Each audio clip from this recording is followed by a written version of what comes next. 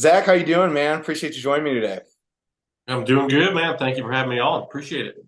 Man, I've seen some of your content online and yeah, I gotta say it was pretty great. I mean, as a retriever owner myself, she's actually over here sleeping. It really kind of spoke to me, seeing that stuff. And I know expertise when I see it, and I know mastery when I see it. And so yeah, I appreciate you joining me here today. Why don't you provide a little bit of a background about yourself? Yeah, absolutely. Again, thank you. Thank you for having me. I love doing stuff like this. So background for me, um, let's see. I grew up. I was actually born and raised in Pennsylvania. Um, Kind of was around gun dogs and a little bit of dog training most of my life. Um, so that kind of lit the spark early on. Um, at 18, joined the Army, went infantry, and did a little bit of work in the military. Got out, started my own business, Southern Loon Retrievers, which is where a lot of that content's at right now. Um, that kind of kicked the bucket after a little bit of time, and a lot less bookkeeping. And after that, took kind of a year off, if we want to call it that, and came down here to Florida. Um, and in between that time, I should backtrack. There was a move to Virginia as well. That was where the business really kind of started and kicked off. After that, moved to Florida, which is where I'm currently at now. Started working for a in-home obedience company, and now we've got some exciting stuff on the back burner that's about to kick off, and we can definitely get into that as time goes on. But that's the 30-second version. Love that. Love that. Love that. Okay. So you mentioned military service. So obviously I'm huge proponent of veterans in our US military. So why don't you provide a little bit more background on, your military service? Because that seems like that was like a precursor to a lot of what you're doing nowadays. Yeah, yeah, of course. So military time, let's see. Kind of the inspiration for that, it kind of went two ways. Number one, there was a war going on, so that was kind of a no-brainer. Number two was in terms of the job I selected for my grandfather. So he was infantry during the Korean War, and that was a big one to be like, okay, it's yeah, you've got a million jobs that they offer you, but give me that one. That's what I'm all for. Um, so did some time at Fort Benning. Went through basic infantry school. Um, Following that, got assigned to my unit up in Fort Drum, New York, and I always joke about it where for me, I wanted to get like as far away from home as possible, and most 17, 18-year-olds want to. And for Pennsylvania, it was only 4.5 hours away. So I was kind of like, all right, you know what? These are the cards I've been dealt. I guess I'm one state up now. Um, so survived the frozen tundra that is Fort Drum and upstate New York for about 5, almost 6 years. Um, in that time, went to a bunch of schools within the military. So got assigned to the 10th Mountain Division. Within that, was assigned to a reconnaissance platoon.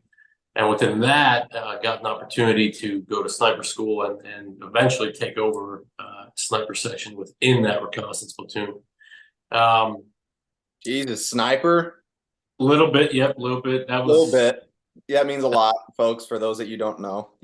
That's translated to I'm being humble. Saying a little bit is yeah, that's for those people at home that don't know. That means he was a badass. oh man. Well, I appreciate it nonetheless. Yeah.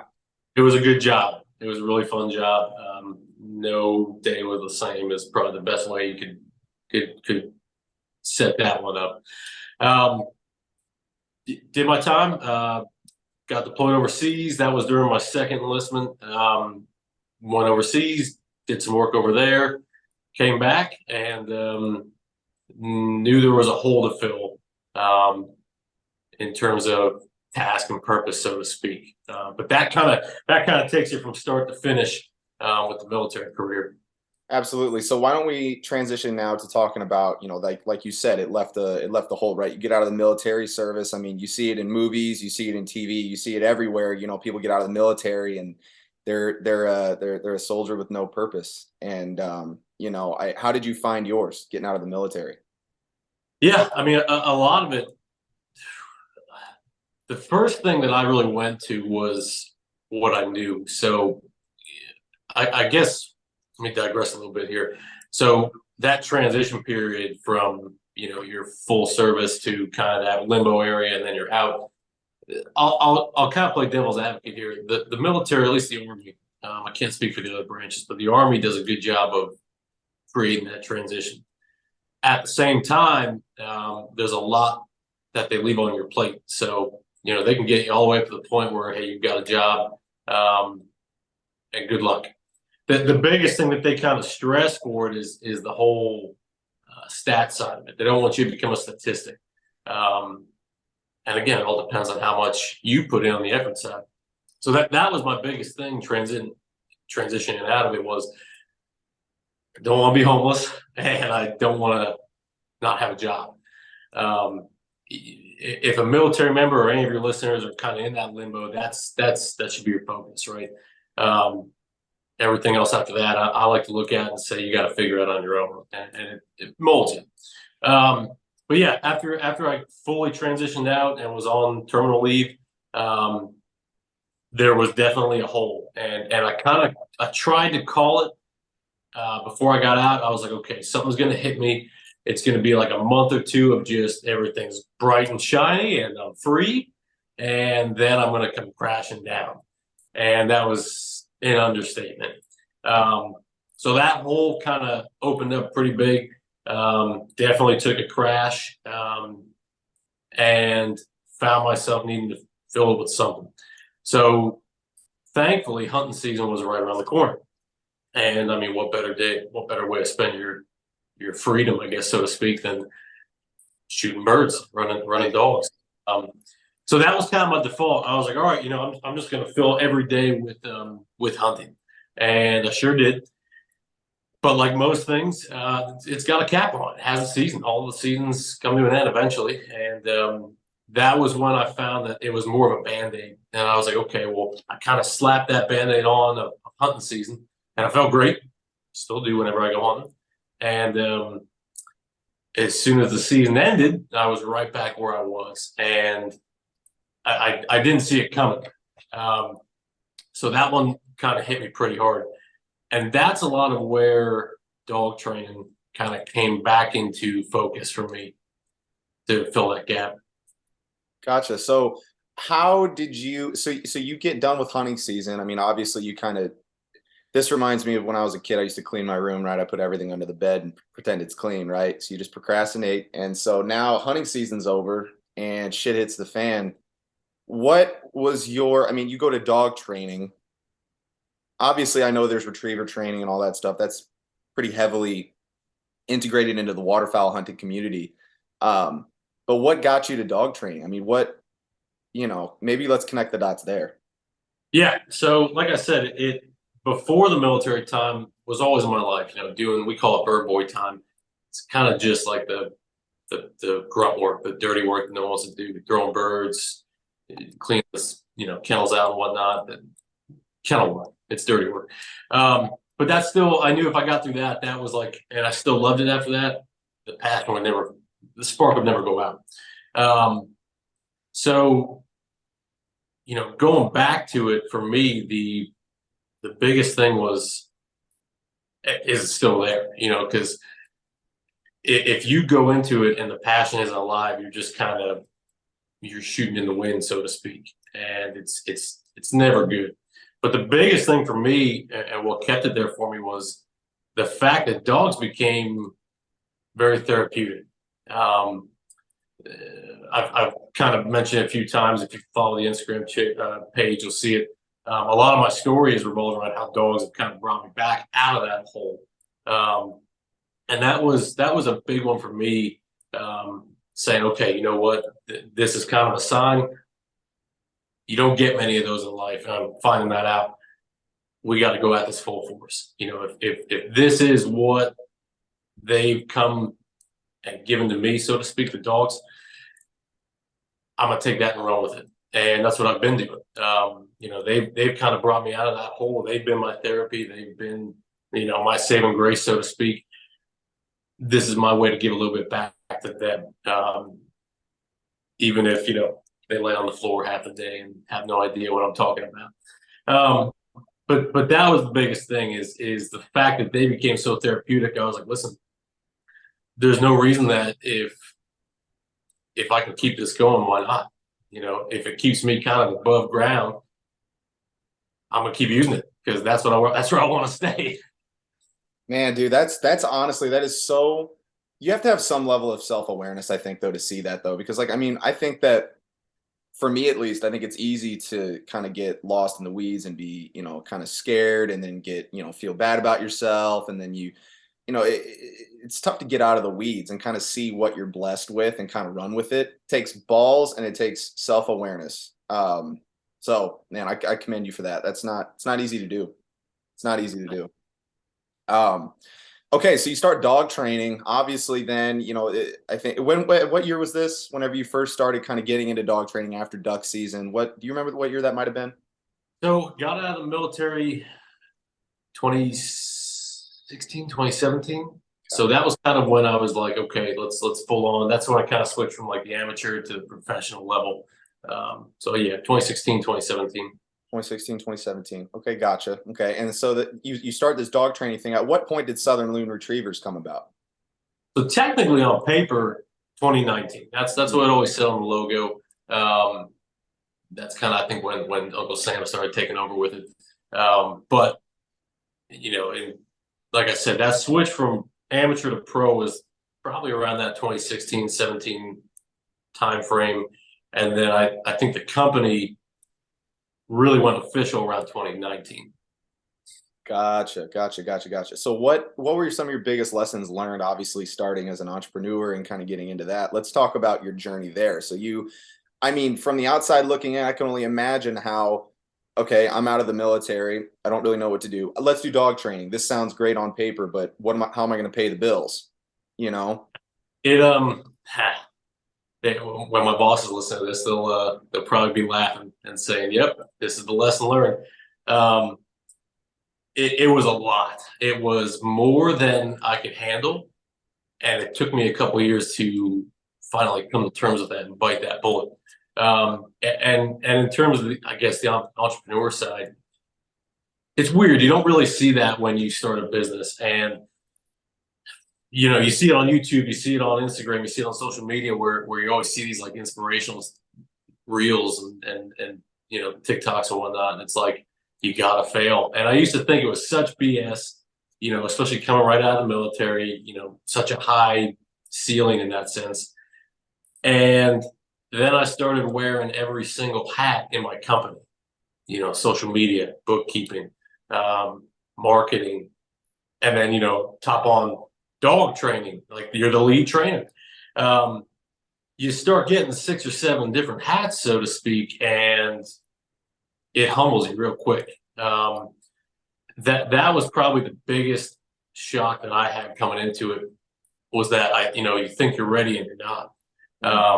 No matter how much prep you had, something's going to throw a curveball at you. And that was probably the biggest thing that threw me for a loop was just how much there was, and the fact that there's a point talking about self-awareness going back before. There was a point where I was like, you know what, I can't sustain this. So that's kind of what led to the business kind of coming to a close and failing ultimately was just like, hey, you had a good run, you messed up, but you failed. And I think that point there, this is going to sound cheesy. That point there, if you're going to stick with this, number one, the spark's got to stay alive. At the end of the day, I don't care if you take off all these hats, you got to stay passionate about this. Because if you don't have the passion, then going out after doing marketing, after doing all these bills, it's not going to mean the same thing. That for me was like, okay, listen, you're going to fail. You got to fail. It's going to be a kick in the you-know-whats. But if you come out the other side of it, then where's that going to put you? And that's where I'm at now. Was it external? Like, did you have people in your life say, look, Zach, I'm having a hard time with this. Like, you're not yourself. Because I know my fiance, sometimes she knows I'm struggling before I do. And so was that a conclusion you came to on your own, or was that something that you had kind of in your life, from other people? Yeah. Well, first things, congratulations. Oh, Good thank you. stuff. Um, outside factors. So this is again, you talk about failing and kind of being at the bottom of the barrel. So in terms of family, I really don't have any. I've got my girlfriend and I've got my pup, um, and obviously some coworkers. But in terms of external factors, really wasn't. So that was a lot of what led into the mental game, to be honest with you, because it can be good because you don't have those external factors. You don't always have someone in your ear, and that can be good for focus. The key is how do you handle that when it's dark at night and you're kind of just sitting there like, all right, this is kind of lonely, man. So that's the biggest thing is no, not a lot of external factors. But the key with that was being disciplined and being self-aware. Mm. If I wasn't either of those, a lot of things would have been different, without a doubt. That makes sense. So it seems like more of an internal compass that you have in terms of, kind of self-awareness. I mean, you got yourself out of that crazy hole after duck season. I mean, were you born with that? Was that something that you developed over time? I mean, was that something that you kind of picked up in the military, or is that internal compass, is that something that you've always kind of had? That's a good question. I don't know. It's weird. I feel like I've always had it. It's ever developing. It doesn't really stop. I'm finding as I get older that I keep changing, and we should keep changing in that sense. Um, leadership wise, I don't know. I've always kind of felt that leadership aspect has always been there. Even before the Army. The Army really molded it, and that contributed to the internal compass. Because if you have a good internal compass, leadership kind of just falls suit. Sure. Because it's a pretty dang hard thing to teach. Trying to mold a leader, trying to really just teach them like the morals behind it, and staying humble. You're going to hear me sound like a broken record with that, but yeah, I mean, in terms of moral compass, I would say it's always been there, but it keeps developing every single day. I gotcha. What do you think are the biggest contributing factors to that internal compass? Whenever you talk about it's improving every day, are there times where you notice like, ooh, that was a big moment that contributes. So now I'm never going to do that again, whether it was a big failure or big success. I mean, what do you think contributes the most to the development of that compass? Man, number one for me has always been being humble. I mean, that is, again, I'm going to keep saying it, but that is like my compass gets improved every time. I'm just like, yeah, you know what? I want to kind of showboat a little bit on this. I'm like, nope, shut up. Like, just sit down. Because I look at it like this. I would always respect the, I guess we'll call them elders, or the more experienced people who came before you. I would always watch them and I would say, okay, that person has been busting their butt day in and day out. And then they get to the biggest stage for this. And they barely say two words and they stay quiet and they accept their award after they take it all, and they go back and they don't let it influence where they're going next. And it keeps people guessing in a good way. And that's something that's always taken me on that sense. And I guess the only thing outside of that would be failing. That kind of goes into it as well, where you can't look at every day and be like, yep, I'm going to take the win on this one. I'm going to take the win on that one. It's like, man, there's part of me, to be brutally honest, is like, I hope I fail this one. I hope I don't get this, because if I do, good, I'll learn from it. But if I don't, it's going to take me somewhere where I haven't been. Because if I lose this or I don't do well here and I fail, it just pushes me higher up, man. It adds fuel to the fire in the belly. Well, you can't lose with that mentality. I'll tell you that much. Jesus H. It gives me, it kind of harkens back to, I'm a big Bruce Lee fan, right? And for those of the viewers that don't know, this is the second version of this podcast that we've done. We actually recorded earlier this week. I think it was Wednesday evening, and yeah, used Apple Screen Record. So for those of you that are podcast owners that are going to start doing these remote podcasts, don't do screen record. Because even if you test it and it works, it's great. It doesn't work for 50-minute podcasts. So word of the wise. But anyway, yeah, I think I mentioned this on our previous podcast, version 1. Where Bruce Lee kind of talks about it, I forget which movie it is specifically. I remember he's wearing a red jumpsuit. But he talked to his one of his pupils, and he said that, like everyone else, you only want to know the way to win, not the way to lose.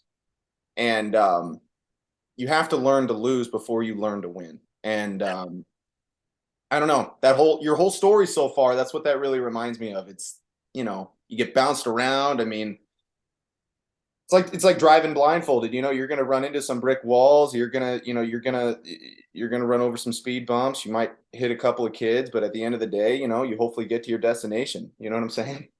Yeah, it is. It's funny, and this is coming from someone who I'll throw myself under the bus. Have never seen a Bruce Lee movie. Obviously know who he is, but never seen one. So it's funny that like that path kind of just your perspective versus my perspective, and they kind of match like that. It it is a bumpy road, man. That's I try to look at stuff kind of like from a larger than life kind of perspective. As weird as that sounds, but you have to when you get into this kind of level. It's going to be ups and downs, and you find out real quick you get a lot of downs, man. But it's the other side of it that keeps me coming back. Like we call it. So like with my team here in Jacksonville, that's a big one that I always try to teach is, listen, you're going to start and everything's going to be perfect. You're going to be like, yes, like this is amazing. Where has this been all my life? And then 2 or 3 months, some mean clients or whatnot, and you get into what we call our dip. And you get into this dip and you think, okay, this is it. Maybe this wasn't what I wanted. And it's a gut check. And just teaching some of the green trainers, like, hey, it's going to happen. And just leaving it at that and saying, okay, it's coming. Are you going to come out the other side? That's where like all the washouts happen, and if the person comes out of the other side of that, they are like, okay, you threw that at me. I'm good. I'm going to start cruising now. And the funny part to that is they think it only happens once. I'm like, man, this is going to happen to you like 6 or 7 more times, right? But you come out stronger every single time.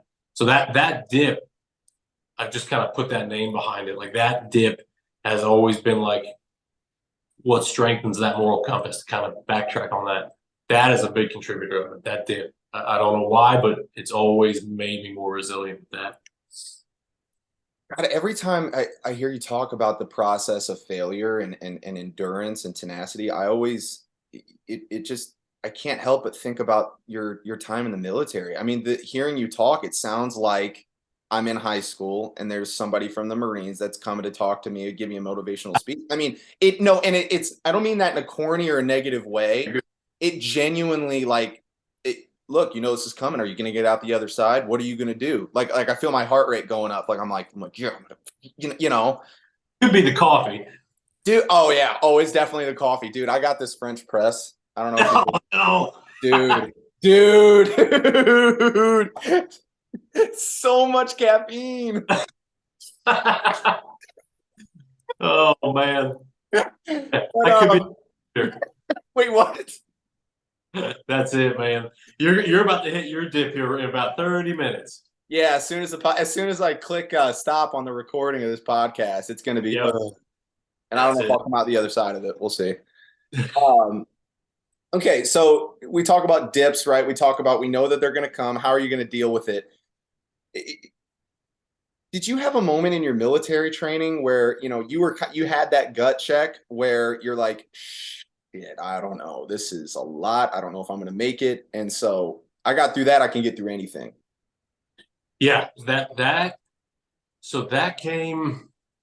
was probably 2014. So I was in, like I said, I had about a year and some change at that unit, and I finally got the opportunity to go to sniper school. So I found myself going back to Fort Benning, just different side of the base.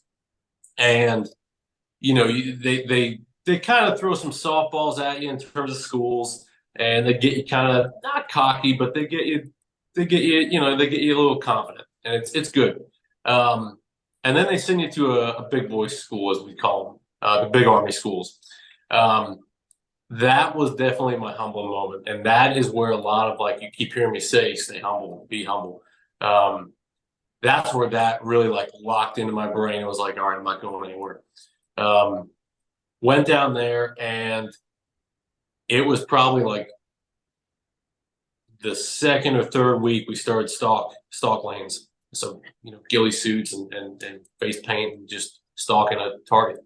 Um, Probably the coolest test phase I've ever been in. Um, but that was the point where I was there. I was probably about maybe 300, 400 yards into like just a crawl, like just eating dirt. And I was like, I might fail this. Like, I might get pumped back to my unit early. Like, I may not get through this. And I remember the best way I could describe it, and it was all under pressure. So like, you're timed for how long it is you have to get to your target. So in that like time frame where I'm like, oh, okay, I might fail this lane, or I might not get through this stalk, or maybe I'm just not physically fit for this. Um, there was like a little mental battle of like, I call it, like you always say, like the demon and the angel on your shoulders. That kind of happened. And like, I kind of just froze. I was catching my breath. And there was part of it where it was like, you're not going to make this. The other one's like, yeah, well, you've gone through all these schools, like you've done this on your PT scores, like yada, yada, yada. And I come to find out they're both my enemies. And I'm just like, just both of you shut up. Like, let me just do this. Like, let me just go. And that was the humble part. Again, there was no real external factors. That where it's just like, no one's coming to save you, man. Like, you've got to do this or you don't. Um, so I was like, both of you guys just shut up. Let me get through this lane. And that were, afterwards, past that lane. Um, and I was like, okay, this may work. Like, this may be my kind of ticket to life here, so to speak, is that humbleness and just being like, you know, that carried me through the remainder of the course. Came back to my unit, and when you come back from your unit from any big army school, you kind of get that cockiness because you just went through all this, and all these guys were smoking and joking back here at the rear, and now I come back with this course under my belt, and I remember every bit of me on that plane ride back was just like, I'm gonna rub this in everybody's face, like I'm qualified, like I feel deadly, man. And I was like, nope. I was like, I'm gonna go in, I'm gonna run my PT, and I'm gonna do my job, and then I'm gonna go home. I don't know, probably drink a beer and play some video games. And that, like, I found myself doing that day after day after day. Um, and when it came to promotion boards, stuff like that, that got brought up. And they kept saying, you didn't do that. Why? And I kind of brought that story back up. And that, again, it kept working for me. And I was like, okay, this keeps working. I'm going to stick with this. Another situation presented itself. All right, this worked again. And that became a trend, and I stuck with it. And that's, since 2014. So, Dude, that honestly, I've felt that way before, where you just feel, I don't know if it's self-doubt. I know for me, like when I've had those moments of like, I've done something great, I want to, um I don't want to, I want to rub this in people's faces a little bit, like I feel like this is my time. I'm gonna, I told you so. That, how did you get over that? Because I find myself, I still struggle with that today. Whenever I do shit that somebody says I can't do, I want to run it down their throat. I want to twist the knife. How do you get around that? it is, it's muscle memory. It sounds crazy, man, but it's whenever the situation comes up where you get that little, I don't even have a name for it, but like you get that excitement, you get the butterflies, right? It's good to have them because it tells you you're still human. But when you get it in that sense of twisting the knife, right? When you get that moment, maybe that's what we'll call it, the twisting the knife moment. That's when you got to have like you got to tell those two Zachs on your shoulder, like, hey, shut up, Mm. be humble, right? That is the biggest thing, because it's if you don't create that muscle memory, you're going to go right back to it, right? That is where, like, I get most satisfaction out of life, is those internal battles.